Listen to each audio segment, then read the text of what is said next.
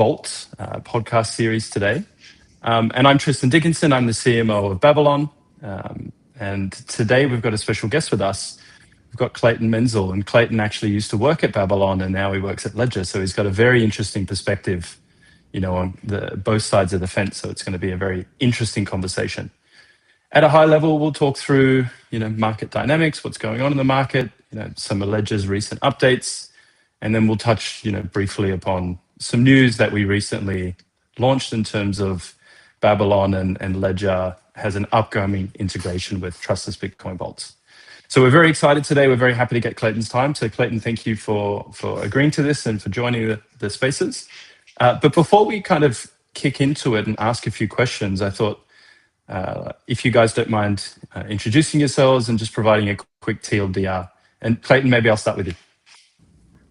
Yeah. Thanks, Tristan. I've been in the industry for about 6 years. I was at Babylon as a head of BD for a year last year, but before that I was director of protocol strategy at Figment. So really analyzing networks, thinking about ecosystem growth and what use cases are going to perform, because ultimately we were running the underlying infrastructure, and the only way that we made money was if people actually use the protocols. So kind of doing due diligence in that regard. Was also a partner at Figment Capital, which is a fund that we launched. I bought my first Bitcoin 2013 on the dark web when I was in college. So Nice. It was a very fun, weird time. Much different now. I'm on the BD side of Ledger, and so really my role right now is kind of similar in terms of my previous experience, but then the good thing about Ledger is that 20% of the market cap is secured by Ledger. We have around 8 million devices sold, and we see the people that are using our devices as these security conscious people that are here indefinitely, regardless of if me or y'all or anyone exists. They're going to be using that device long term. So we think we have a very luxurious group of people in that regard, and really the goal for us over this year is further activating them, giving them more opportunities outside of just using that device to secure assets, right? How can you secure transactions better? How can we make sure that there's more features that's embedded within those devices, and then also the UIs that we run, which is called Ledger Wallet now, previously called Ledger Live. Beyond that, it's just everything AI related, which everyone and their mother in the industry is thinking about. So that's not super interesting, but we're thinking about that as well. Nice, thank you, man. And then Diogo, do you want to give a quick overview as well? Yeah, I'm Diogo. I lead comms as a head of marketing at Babylon. Started seeing crypto in 2017. Actually, because a previous client of mine on the luxury side, I used to work in luxury, spoke to me about Bitcoin. I wanted to buy some stuff I was selling with Bitcoin. That's how I got in. And then I was always in liquid staking, restaking, and I joined Babylon almost 1 year ago in May. Awesome.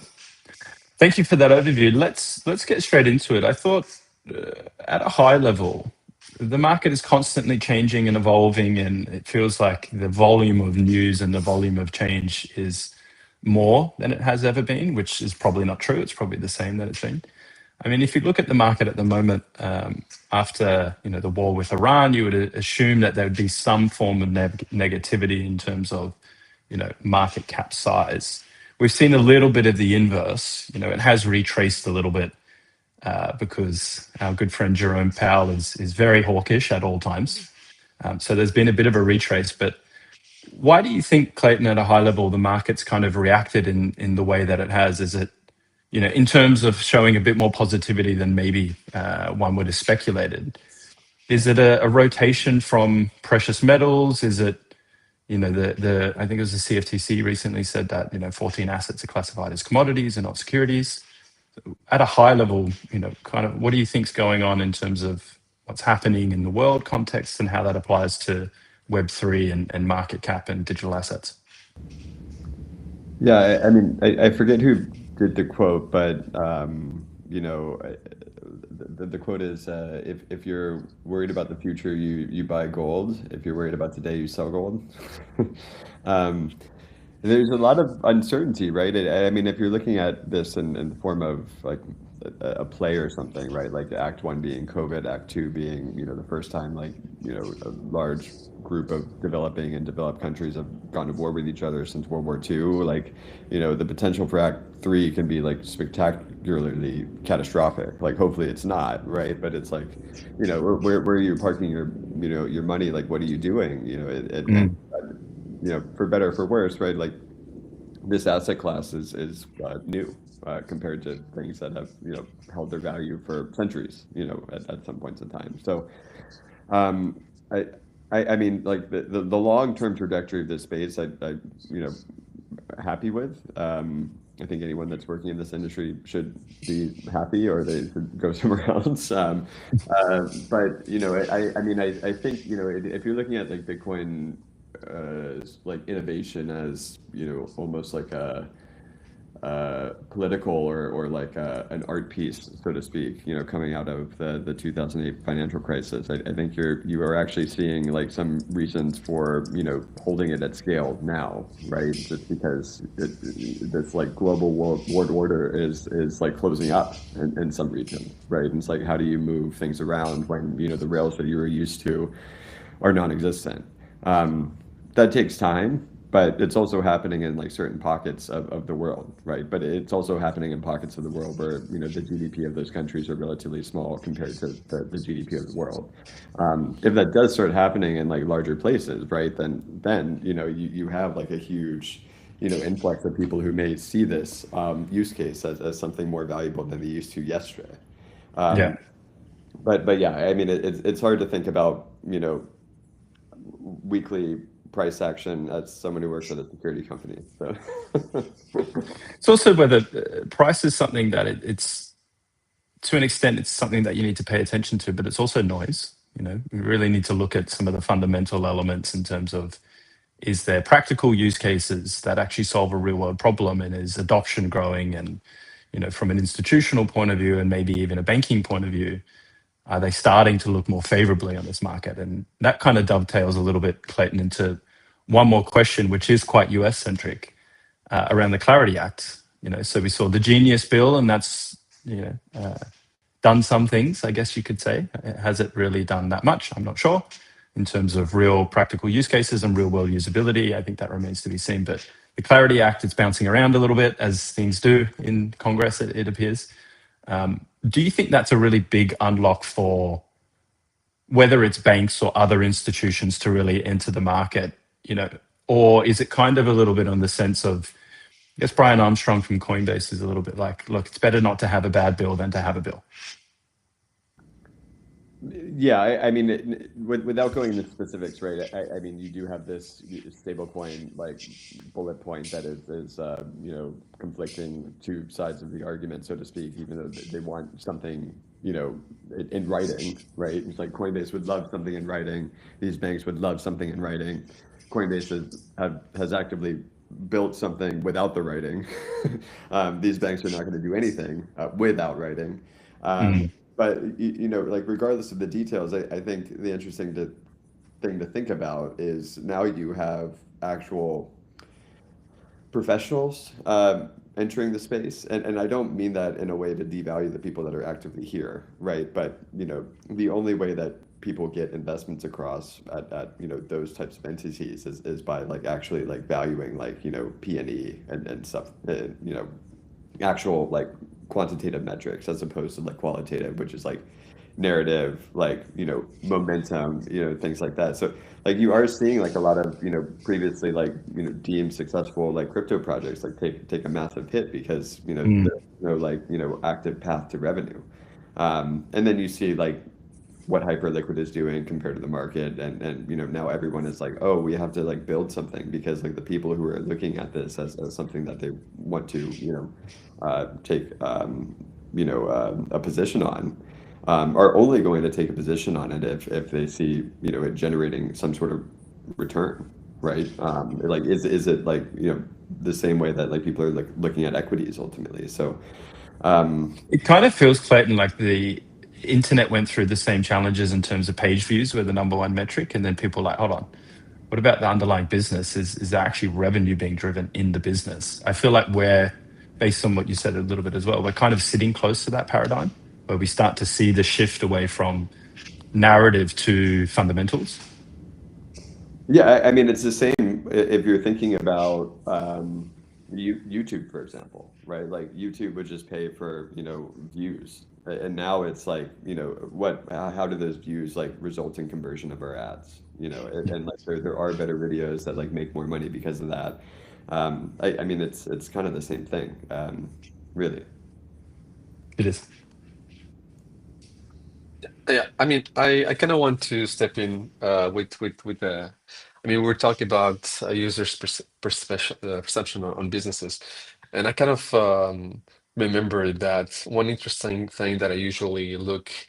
I mean, at least from my marketing side, and I really wanted to ask you this question, Clayton, is more towards consumer behavior, well, user behavior when it comes to users on Ledger, especially because they prefer self-custody, they're more aware about the security of their assets. Are you guys at Ledger seeing that these users they now want more utility overall for their assets? I mean, specifically Bitcoin. What is that utility? And then next, I also want to touch upon a bit of other questions regarding how Ledger is adapting to the overall, cleaner UXs, more products when it comes to being a bit more young when it comes to branding with, your new colors and a few other stuff. But first, I would love to understand, how are your users taking consideration that you have more than 8 million signers? I mean, overall, the hardware wallet business is growing, and the projections are to grow around 20% this year. You know, what's the user behavior? Are they looking for what sort of utility are they looking for? Yeah, I mean, it's good. So we have the devices, right? And then we have our front ends that anyone can access, which previously called Ledger Live, now called Ledger Wallet. We think of that as the most secure front end in crypto, right? Like, any transactions that you do within Ledger Wallet, it's clear signed. And then obviously, when we do activate some sort of opportunity within that platform, done through service providers that we onboard, we start to get insight on what people are attracted to, right? We started with staking, we have swapping enabled. The good thing about us supporting a lot of blockchains is that we are a UI that can offer cross-chain swaps fairly easily. Like, we just integrated near intents. And we're probably one of the only venues where you could, in a decentralized way, like swap XRP for Solana or something in that regard, which is nice. And we are seeing that activity. Obviously, in terms of what we care about most is security. So like ensuring that something does exist for a little bit longer than most people are comfortable before they integrate something is important to us. But the goal is to offer like more exotic, transactions within that front end over this year, right? So, we're actively, thinking about, deeper DeFi integrations, potentially advanced trading, things like that. And we do expect, to see activity, come back to the platform because of that. Because like, the value proposition of security is only a value proposition if the transactions that you want to do are secure. And so, if you're seeing like a lot of people, go to other places and, for us as a company, like we don't necessarily like fully trust those places, although like, we're very, worried about everything, which is good. Very risk averse, which is a Yeah. good thing, right?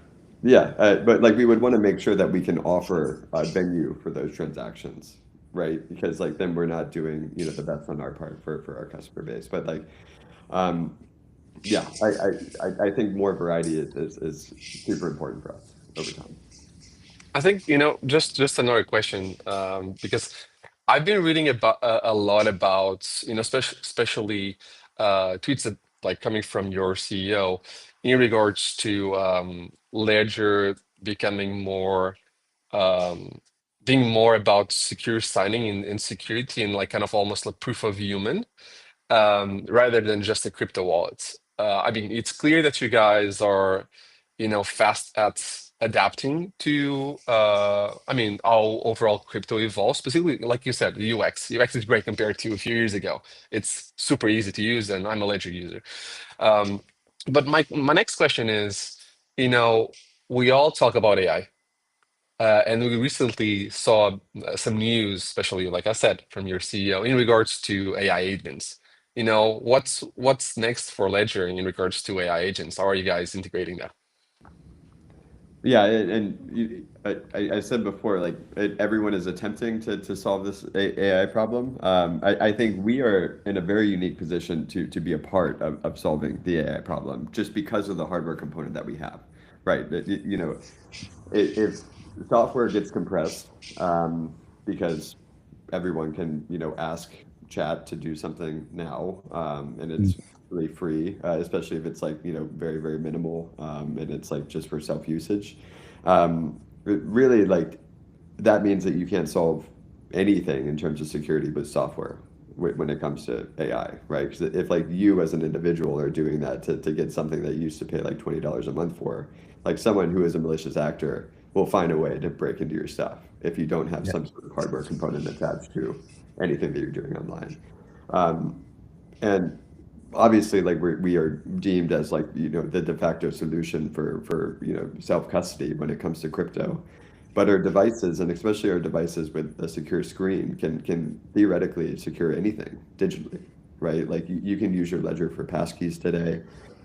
We have a keyring protocol as well, where you can store secrets on a ledger. And so the question becomes like, are we a crypto company who is secure, or like are we a security company that solved crypto first, because crypto was the hardest thing to secure 10 years ago.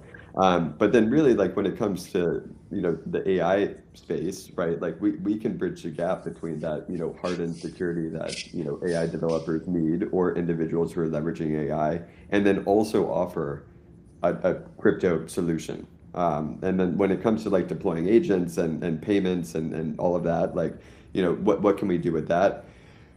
We're planning to release a lot of information on our AI roadmap over the next couple weeks. But in general, right, you can think of it as like agent creation, policy engines on top of that, and being able to, you know, control your agents using something that is not connected to the internet, and is completely owned by you.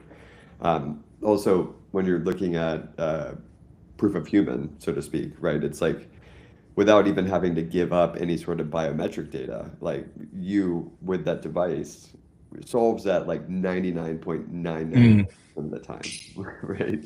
And so we think that's interesting because like, obviously like there's some things where like you do need to fully prove who you are. But like really now when if like 5 years from now, like 80% of transactions are happening by an agent, there's some sort of transactions where it's like, no, only humans can actually do this. Like we need to prove that. But you don't want to give that company like your name and address. We think like, our hardware can solve that problem. And It's like like a the form of ZK.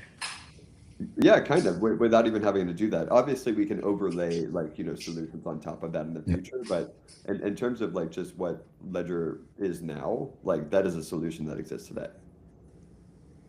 It's really interesting, to be honest, man. I mean, the proving you're human agents sound fantastic, and we're entering the agentic era, but when you really dig into the kind of weeds of it's still pretty nascent. Claudebot is gaining a lot of steam, and it's very practical and really good, but you do have to be hyper focused on, is it secure? How much access can I give, and how much is safe? And I actually didn't think about it in that sense. You guys are perfectly positioned for this because really, I mean, Ledger's been around since what, 2014? You guys are well past OGs. You're one of the first. There's I think 700 plus people that work for your company, and you've got offices in 8 different areas.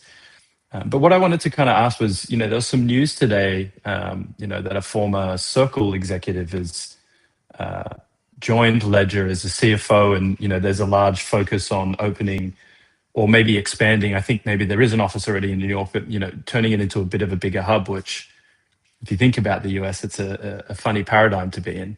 If we go back to the end of 2023, that's probably not a decision that can be made.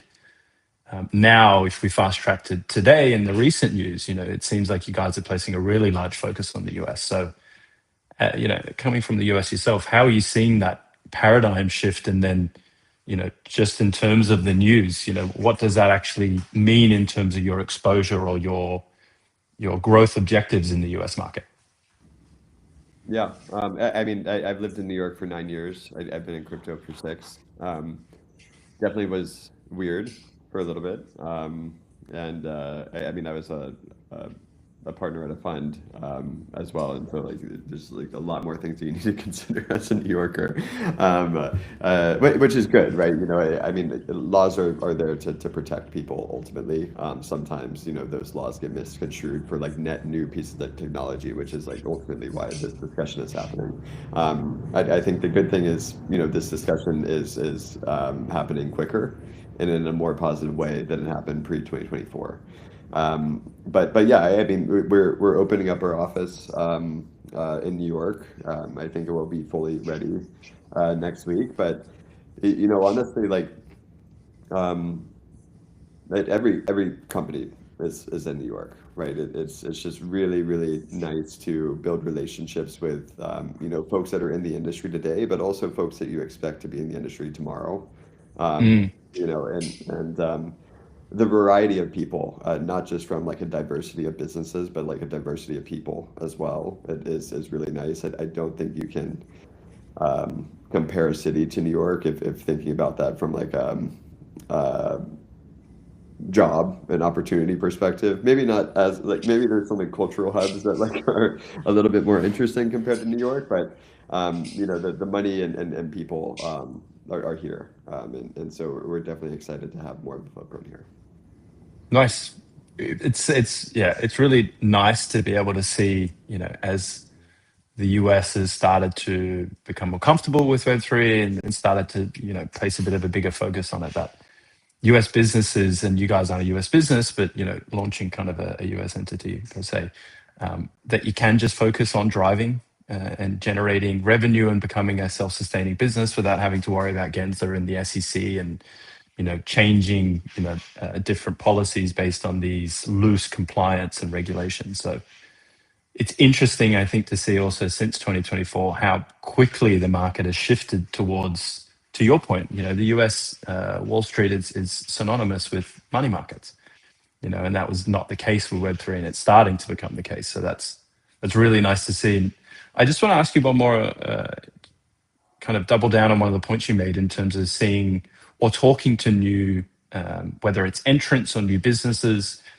What are you seeing from a new business point of view? Because my hat immediately goes to, well, maybe banks are interested, but of course it's much more diverse than just banks are interested. Are there any segments or areas where you think, wow, I didn't think that would be as advanced in terms of their Web3 knowledge as maybe you would have thought?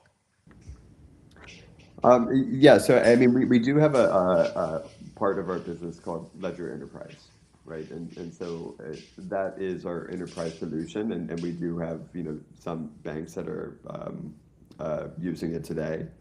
But that's like an HSM solution and a governance engine that allows people to hold digital assets, and we're continuing to build on that. And yeah, like for us, like anyone that starts to hold digital assets, they need to think about how they custody it compared to assets that they are used to custodying. But like beyond that, and conversations that I'm more involved in is the device and what it can secure beyond crypto, right? And so that goes Interesting. like the AI security solution, but potentially your digital life, where it's like. And I don't know if y'all are familiar with our Don John, which is run by our CTO, but it's like in the basement of our Paris office, and they perform like pen tests on phones. They actually just like broke into an Android device, I think, a week ago, and ultimately, like there was a malicious attack that would have immediately taken your seed phrase out of your wallet if it was secured, like stored in a software wallet on your phone, right? So, and like we have a firm belief that these are just going to continue to get worse, and like maybe Yeah. exponentially so with AI coming. Whereas like AI is an excellent tool, but it also is an excellent tool for anyone that's awful. And so, if you're not, thinking about that, it's going to be much more dangerous for you. And we think that, it's not about thinking about it all the time. It's giving yourself peace of mind by, knowing that you're secure. Mm. And I think one of the easiest ways to do that, at least in terms of like distributing that to like everyone on the planet, is by having something physical that you can give them. Yeah, to echo what Diogo said, I am a Ledger user as well, and the security side of things is a really big comfort. If someone breaks into my apartment, then I've got a bit of a challenge. But I'm sure that there's probably a workaround to try and get it back. But it is really that peace of mind, and I think one more kind of question I'm interested in to hear from you is just to relate it a little bit more to the Bitcoin ecosystem. So, guys have been around for a long time. I think you mentioned at the start that 20% of digital assets kind of sit within your devices, the myriad of different devices. My guess is quite a lot of that is Bitcoin. And then from an audience point of view, it feels like the hold Bitcoin, just wait, don't do anything is starting to shift, not completely, but a little bit, and starting to look into, well, what other solutions are there out there that I'm comfortable with from a safety point of view to earn yield?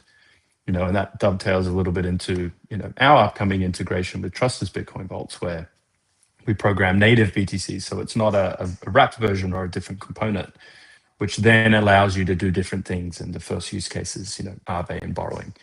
So on that note, are you starting to see a larger aptitude by some of the Bitcoin holders or some of the entities that you work with to do more with their Bitcoin? And then does doing more for them actually mean it has to be native, or I don't mind so much what the solution is, I'm more interested in the yield? Yeah, I mean, I think it's going to be a combination of both, or like a multitude of things, right? Our user base is super diverse and global. That being said, we are like one of the early hardware solutions, and the company exists because like there wasn't an easy way to secure Bitcoin as an individual, right? So we do have a lot of OGs who definitely have a point of view around like native or nothing, yada yada yada. Um, Mm. and also just from you know a benefit, depending on who you are and like where you live, right? It's like if I'm wrapping an asset, that's a taxable event no matter It what. is in the US, right? Like you will be taxed. It's transformed. So the IRS, did they turn around and say, hey, that's a new asset? We need Well, to extract the tax from that. not gonna speak on specifics, but Yeah, it's sure. definitely considered a taxable event, because you ultimately are you know swapping something, Mm. right? It's a trade, and so from a use case perspective, if someone can lock their Bitcoin and get a loan out on their Bitcoin, that's a great feature, right? Especially for someone who's held this since 2014, potentially, right? It's like picture what that taxable event is for some people. But then do they really care where the cash is issued, right? If Mm. they're going to use it or convert it, it's like I'm going to keep it there for a little bit, even if I'm a Bitcoin maxi. Like I just want to get cash on my BTC, right? So like. Um, it is an interesting use case. I think, I mean, we just also integrated Lombard, which, it does have a wrapping component, and that's, performed well also. Awesome. So, I think we do have a wide variety of people that use, our devices for security and use our front ends for transactions. I think, beyond what we're doing right now, with y'all and Lombard, it's like, there's definitely more opportunities, and the wrapping component, may not be, as much of a speed bump for some people, depending on who they are. Yeah, my next question here is like from all of this previous of the overall chat we were having, my question would be from Ledger's, I mean, in your own perspective, what's really missing towards, overall BTC-Fi to overall take off? Is it distribution? Is it UX? Is it security? What's your take on this? What could make people, more willing to explore BTC-Fi, or what would we need to open the doors and make them actually start kind of like using the Bitcoin? Yeah, I mean, I would say that there's a lot of BTC Fi happening off chain, right? So I think it probably is a UX and distribution problem for the most part. I mean, even if you look at like what Coinbase did with Morpho, right? I think they got like Mhm. $1.5 billion in deposits. Like that's pretty significant, especially since it's only offered in certain jurisdictions as well, right? So it, really, I mean, it's going to depend on the user, but it's about getting some of these markets that have been historically off-chain because, like, Bitcoin is kind of off-chain from a smart contract perspective, and getting them on-chain. But the activity, like, it does exist. It's just like it may not be visible on-chain, but like people are definitely, have vehicles to do this. Okay. And like another question that you were speaking about this in the beginning, and I kind of like asked myself, how can we make this a bit more easier to understand from a newbie coming into the Ledger universe, which is a word that I mean we personally use a lot. You guys use a lot, which is clear signing. What does clear signing mean towards the user? How is this important overall? I think this is I love to overall break down the specific terms, and I think overall the listeners today, I think would enjoy that. Well, yeah, I mean that's the UX problem that I hinted about earlier, right? It's like I mean, if you're looking at the 99% of people that are not here, signing a transaction that's just like hashes is like not going to work, right? And like it barely works for people that are here, right? Like Mhm. like you probably were blind signing stuff in 2020 just because you thought you were going to make 100x on like whatever you were thinking was cool at some point in time. But like DeFi summer, man. That was a fun time. but now it's I think clear signing, which is what we've been focusing on significantly over the past 2 years, starts to become table stakes in 2 or 3 years, right? It's like if I cannot understand what I'm signing, then potentially also too like my agent doesn't understand either, right? Depending on like how it's connected to the chain, right? Like clear signing becomes inevitable, if you want to like open up your life like to the agentic economy, but like also too if you're trying to target someone that isn't here yet, like you need to give them a feature, an experience that like feels similar to Web 2. And like if you can't do that, it's just not going to work. Especially when you're talking about like large amounts of money and like the concept of store of value when you're trying to engage with people who are holding Bitcoin. Yeah, I mean, leaning on that, um, when looking at Ledger. And looking into, like you were saying, I mean, we need these, easier ways for people to interact, specifically like with ledger products and overall crypto products. Would you say that, as we evolve as an industry, we will see that the user journey from the first entry in crypto will kind of shorten when it comes to, let's imagine I just arrived into crypto. Would you say that it will be quicker for me to start adopting hardware wallets as we kind of like educate more and more, and as UX becomes more as even easier and security becomes a priority? Would you say that we're gonna, for example, Ledger will start to attract more and more newcomers to the industry, or is it still, I went through the hot wallets, I saw all the hacks and all the scams, and now I need actually something with a lot of security? Yeah, I mean, I some people will say that, like, okay, you have to buy this physical thing, like you have to, like, store this thing. I mean, we do have Ledger Recover now, where you don't necessarily have to, be fully responsible for your seed phrase yourself. But that being said, like, what we are asking is like 5 minutes of your time, ultimately, forever, right?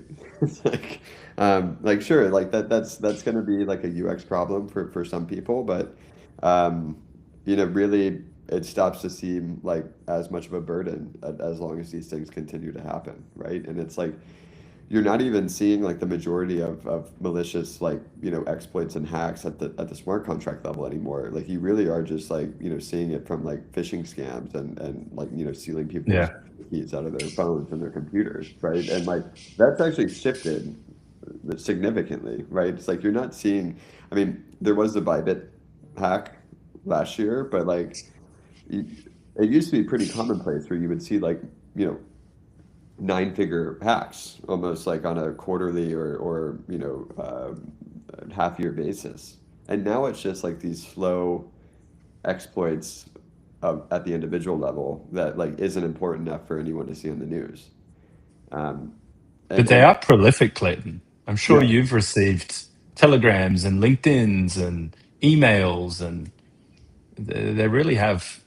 I mean, particularly been in the space for a period of time now. They've really evolved, to your point, to now be pretty ever present. I'm sure almost every week you'll probably get some form of scam, which you have the eyeballs to identify that, but other people might think, this sounds good. yeah, yeah, definitely. And if you don't have some sort of, thing in between your brain and whatever that thing is telling you to do, it's hard to second guess some of these things now.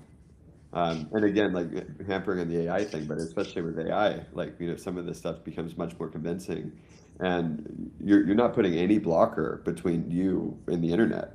And the internet is expanding rapidly in terms of like the amount of entities that are participating in it, and you don't even notice it, right? But they're all noticing everyone else that, is doing something with their money, on the internet. And so it can be scary for people who don't have some sort of extra like level of security. Yeah, and I think it's a very interesting point. It's 5 minutes of your time to secure your assets forever, Yeah. right? And maybe that's a bit of a dramatic way to say it, but when it comes to an asset and the security of that asset, surely that's worth the time.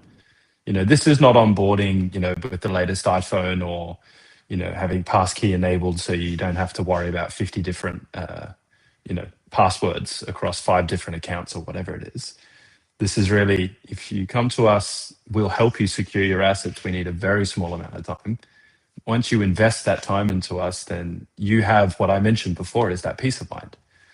And I think that's a really beautiful thing for people. And I think if that experience improves over time, I'm sure it will. I mean, if you think about it, in the last 12 years, I'm sure the UX has improved tenfold, right? So in the future, I'm sure it's even better. But it's not a small, it's a pretty easy trade-off. A little bit of time, a lot of security.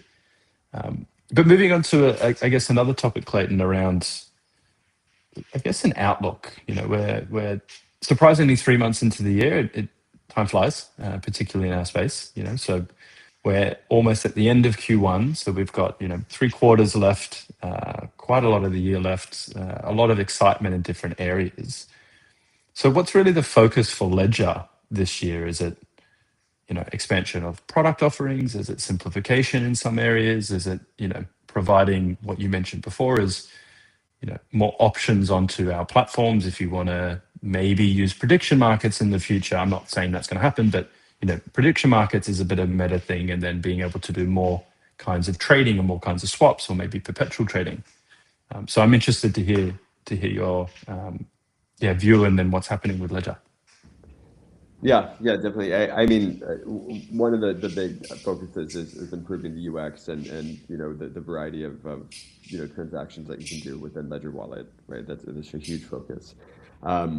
The other thing which is net new, is tools and solutions that we can build for this new agentic economy. And we did announce two products last quarter at Ledger Open. One is our multi-sig solution. So, being able to connect a bunch of ledgers together as an organization, entity, or DAO on chain, and benefit Nice. from all the clear signing that you would receive as an individual. And we built that out of the Bybit incident that happened. So if that transaction was, able to be clear signed in that safe account, it probably wouldn't have happened. And That's a so good insight. yeah, and so we built that for the multi-sig community, and so we're pushing that out. Another new product that we announced then is Ledger Button, which is a browser extension. So people don't have to go through a third-party wallet to interact with the dApps and the front ends that they have come to love. And that will also include clear signing. So like not just clear signing Interesting. within Ledger Wallet now, but like clear signing transactions anywhere you take your ledger, as long as those applications, integrate that as a solution. So that's exciting. And then, yeah, I mean, ultimately just expanding, our offering, horizontally and vertically as much as we can when it comes to crypto, and focusing a lot on the enterprise side. Awesome. I And we mean, have we have a new device, which is fun. It's called the Gen 5, if y'all are interested in it, but it's a less expensive version of like the Flex or the Stack. So it's at a, like a more attractive price offering depending on where you live and who you are. Is that for make it easy for new entrants? Is the price barrier can be a challenge for some people? Is that kind of the answer to that in terms of we want to make it easy for people and give different options, and here's an option for you which is a bit more price sensitive. Yeah, 100%. yeah, I saw it's a smaller, includes touch, and is like $179 from what I was reading, or so. I believe so. But like I mean, my last question, I think I would pretty much touch upon another aspect that I was the other day looking through your website, and I've been actually pretty in kind of like researching about it, which is SpayFi, right? And you guys are also, from what I remember, I think you guys have a card from what I was seeing, right? How do you guys see this evolving within Ledger? And another thing, actually, that you were speaking about AI agents once again, but I was also reading, and I think it would be so, I mean, so easy, and it would be such a good benefit. For example, if I just tell my agent to, whenever you see X yield, just deposit this amount of USDC, and then Ledger could potentially send me an alarm. From what I was reading, this is what you guys are intending to do, right? Like sends me kind of an alert to then, sign it. I mean, and it's kind of like it's the perfect combination of both worlds, right? It's the automation and efficiency with the security as well. So I just wanted to share that. But like, what's your take on PayFi overall? You guys, having any plans towards that? What's in plans? Yeah, I mean, on the agent side, again, like the simplest way to frame it, which you're kind of right. I mean, you are right. It's agents propose, humans sign, ledger enforces, right? And, Yeah. and it's like whatever use case that is, right? Like that would be the flow. And if you can fit ledger into that equation, and you want to make sure that you are in the loop of those transactions, then we think that that product is a good solution for that. Um, when it comes to payments, right? It's like you have the card, and then you have stablecoin payments. Um, and like some people are hyper focused on stablecoins removing cards from the equation, but like credit cards are like very beneficial for someone who's buying something where it's like not priced by like immediate consumption. Where it's like if I'm going to buy something and I give you a stablecoin and then the package comes and it's all broken and then I can't get a hold of like the seller, it's like, yeah, stablecoins are a great solution for that seller. It's like they got the money and like there's no way to get it back. So anytime like something protects a buyer and an agent flow and they represent a buyer, they're going to prefer credit cards. And so making sure that agents are integrated into that credit card flow is going to be important. Now, like for all these microtransactions where a human is never going to press a button for like, a penny API click, that's when stablecoins are very, very important. But like, I don't think, any sort of agentic commerce platform or, anyone trying to do something in this like payments flow is going to be successful if you're focusing only on one of those things. They're going to prefer, one or the other Mm. depending on who they're working for at any point in time. But yeah, like we do have a card. People can, use stable coins on their card or any form of crypto if they want to. And making sure that we can integrate like the agent flow into that as well is important. I wonder on that note, Clayton, how practical cards are from being able to utilize stables and different assets, because different assets can mean you get taxed, and then stables is really good, right? Because it's quite practical, but there would have to be some form of maybe I get paid in stables, or maybe I have excess stables for whatever reason there is, which is still in a way catering to the 1%. So I do kind of wonder what the unlock will be in terms of usability. I think it's really important, like you said, to have the option and the physical nature of being able to use a card at a bar, as an example, is just we're very used to that. But I do kind of wonder, how does it grow beyond people that get paid in stables, or maybe for whatever reason they have stable reserves? Then how does it grow into something which is more adopted by the mainstream and less Web3 specific?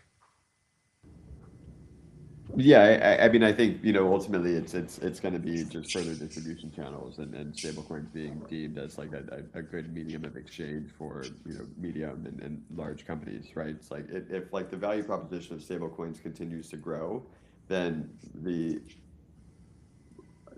amount of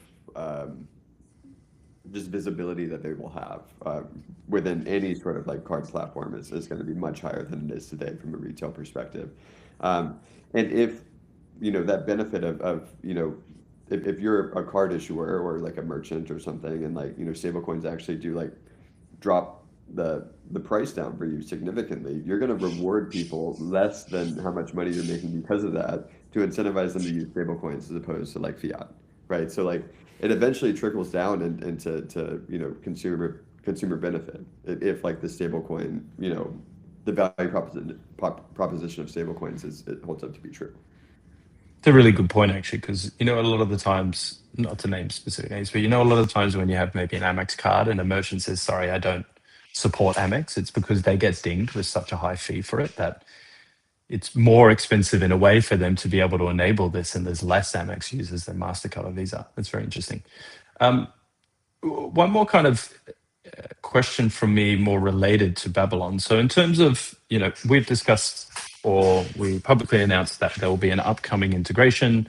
Trustless Bitcoin vaults need to go live first, and then clear signing will be enabled, which is really a big unlock from a distribution point of view. So, some of Ledger's 8 million signers will be able to utilize trustless Bitcoin vaults.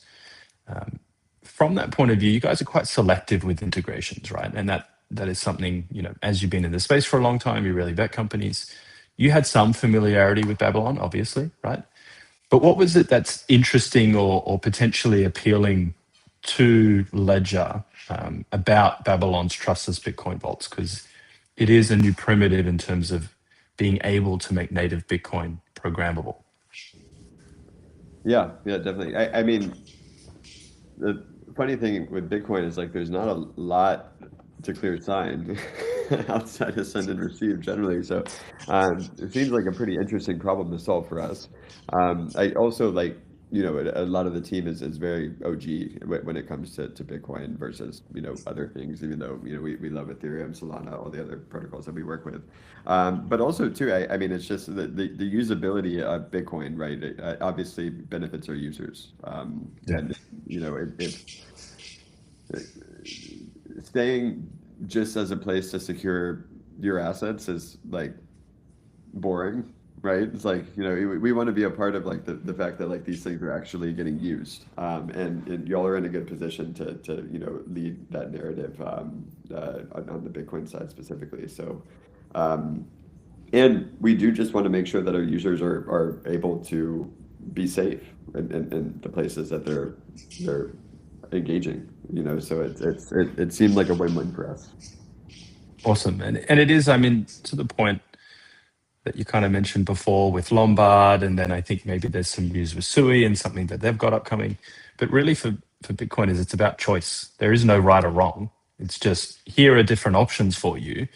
Whatever risk or ideological or whatever tolerance you have, go for it. So it's not one is good and one is bad. It's just they're different. And like humans, some people like different. Some people like, you know, things that they're more familiar and comfortable with. So it makes sense as well to the point of what you're mentioning, where you probably have a lot of OG holders that have held their Bitcoin for a long time, and now they're starting to think, well, I don't necessarily want to sell it to extract benefit out of this. I want to put, maybe down for a mortgage, or maybe I want to earn some additional yield on it. So that makes a lot of sense to provide multiple options for people. I think that's also the beauty, and I don't know if you felt like this, Clayton, of working in the Bitcoin ecosystem. It's such a big pie that sure, there's competitors and it's a little bit of competition, but it's not so much competition so direct because it's, I don't know what it is today, $1.6 trillion asset, where everyone can kind of work together a bit more synonymously and kind of share knowledge or share insights. And then as an industry, we can start to grow the usability of Bitcoin over and above a store of value into something that hopefully in your everyday life can become quite practical.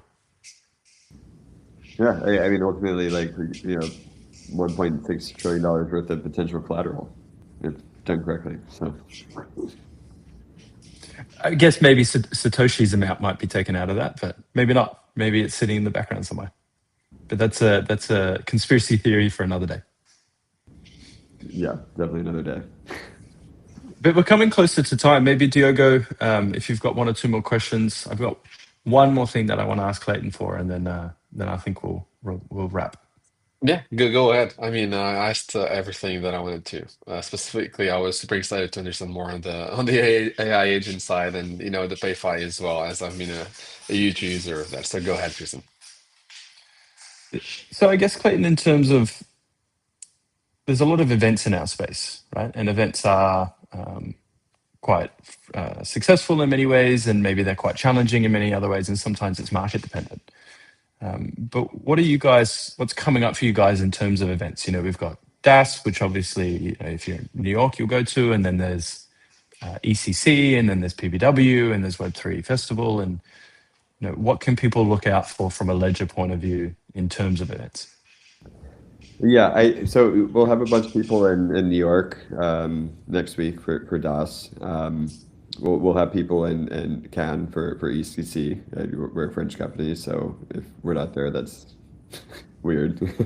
And then we'll have a presence at Paris Blockchain Week as well, which is like a couple weeks after. Beyond that, I'm not sure. I know that we'll have a presence at ETHCon in New York, and we will be doing Nice. an AI focused hackathon there. We're also doing an AI focused hackathon in Cannes as well. But I think that's like the next couple quarters that we have on the list. Interesting. What's an AI focused hackathon? What does that kind of entail? It's fairly new to me in terms of hearing that. It feels very, well, this is where the direction of things are going. Yeah, so I mean, really, it's just leveraging our devices for security and AI flows. That's one of the simplest things that you can build. Beyond that, right? It's we actually built uh, a PFC, sorry, Nice. um, during a Circle hackathon, which I think the website's still up. It's called like agentintents.com or something. I can share it with you later. It's not like a live Ledger product, but like we built it over a weekend, and it's essentially like a policy engine for agents, right? Where it's like Nice. the agents like you have to like assign with your ledger. So really like thinking in that vein, right? Where it's like how do our devices like end up in this flow that you're trying to build as like someone who's trying to build for agents. It is really like the meat of it. Interesting. I wonder if that's some new meta as well, where it's AI based hackathons, versus just kind of a standard hackathon. It's I'm fascinating how quick things move. Sorry, Yeah. go for it. I mean, like most of your customers eventually, depending on what you're building today, are going to be agents. So, like, We are entering that, right? It is I mean, there's a long way to go in terms of it really being broadly adopted, but I wonder if it's that broad adoption goes from 5% to 50 quickly, more than other forms of adoption have in the past, just because of the nature of the efficiency it brings. Mhm. And if you think about ChatGPT now versus Google, more often than not, to be honest, my personal behavior, I'm sure everyone's is a little bit different, but ChatGPT is a really good problem solver for me. It might not be the first thing, and whether it's ChatGPT or other systems, um, it might not be the first thing that you go to similar to Google, but it really, the behavior has gone from Google is it to, okay, all of a sudden I've got a more personalized problem solver, and it is pretty handy. I think the last thing that I just wanted to leave you with, Clayton, because I know we're getting close to time, is you've spoken about a few different things from a ledger point of view, in evolving in terms of product offering, simplifying a little bit in terms of UX. You've gone through a bit of a recent exercise, where Vault was dropped and it's Ledger Enterprise, and it's not Ledger Live, it's Ledger Wallet. So there's a lot going on in terms of priorities, a lot of improvements. You guys are gaining a lot of traction in terms of catering to different audiences. So from that audience point of view, are you really looking towards catering to anyone that wants to enter the market? And hence, like you said, there's a product that's a little bit better for price sensitivity, or is it a little bit more towards people that are a bit more savvy and leaning a little bit more towards the enterprise side of things?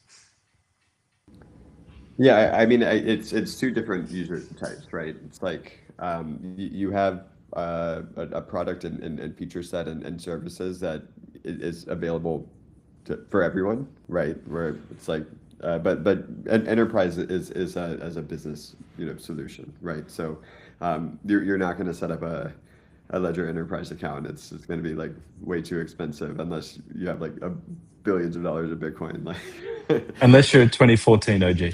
Yeah, potentially. Um, but yeah, I mean, ultimately, right? Like we're a security first company that is trying to secure the things that people are actively doing, on chain and now on the internet, right? And so, I think that mission statement has been somewhat the same for the past 12 years. It's just what that means, right? Is like exponentially increasing now, and in terms of Mm. what needs to be secure. And so we just want to make sure that we are in a position to continue securing the daily lives of individuals and organizations, regardless of what they're doing on chain or the internet. Awesome, Yeah. man. Thank you. Well, I think that was it. I really want to appreciate you both for being here, especially Clayton. I haven't seen you in a while. It's always good to have a chat with you. And just for our listeners, before I give you guys the final words, before I close it out, for our listeners, we are going to be publishing a series of short clips with some insights from Clayton, and of course, after these Twitter Space or slash live ends, of course, you're going to be able to go through the full episode at all times. You can find us, I mean, on Twitter. We've shared and we will share it once again the user handles here on Twitter from Clayton and Tristan. Myself, you can reach me via Telegram, Discord, or whatever. Just feel free to reach out to us. We're always available. So yeah, Clayton, Tristan, anything else you guys want to say? Thank you for joining, Clayton. Really Yeah, appreciate it. And thank you to everyone listening in, but really appreciate your time and very interesting to hear from you. yeah. Thanks for having me.